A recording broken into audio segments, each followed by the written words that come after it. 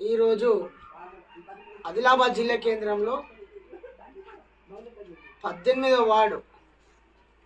రణదీవె నగర్లో ఈ యొక్క సమావేశం ఏర్పాటు చేసుకొని మాట్లాడడం జరుగుతుంది. ఆదిలాబాద్ మున్సిపాలిటీ పరిధిలో 49 వార్డులలో 6 ఎస్సీ రిజర్వేషన్ స్థానాలకు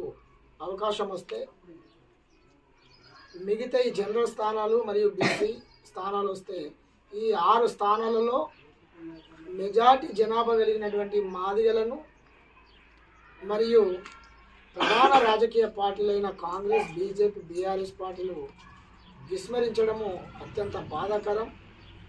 అత్యంత అవమానకరంగా భావిస్తున్నాం. ఇకనైనా ఈ యొక్క జిల్లా కేంద్రంలో దళితుల జనాభాలో మెజార్టీ కలిగినటువంటి మాదిగలను విస్మరిస్తున్న రాజకీయ పార్టీ చెందినటువంటి ప్రముఖులైనటువంటి అధ్యక్షులైతేనేమి,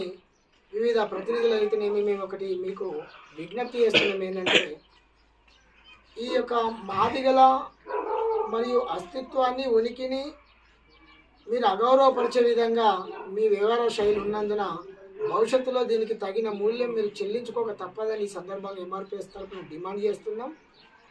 విజ్ఞప్తి చేస్తున్నాం. ఏది ఏమైనా 6 ఎస్సీ రిజర్వేషన్ స్థానాలతో పాటు జిల్లా హెడ్ క్వార్టర్లో మున్సిపాలిటీ పరిధిలో 49 వార్డులలో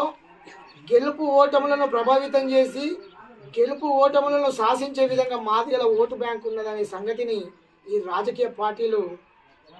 గుర్తించాలని ఈ సందర్భంగా కోరుతున్నాం. లేని ఎడల మేము స్వతంత్ర ఎజెండాగా ఖచ్చితంగా మమ్మల్ని విస్మరించేటోళ్లకు ఖచ్చితంగా తిరుగుబాటు చేసి మా యొక్క రాజకీయంగా ఎదగడం కోసం మా జాతి ఉనికిని, అస్తిత్వాన్ని కాపాడతామని ఈ సందర్భంగా తెలియజేసుకుంటూ,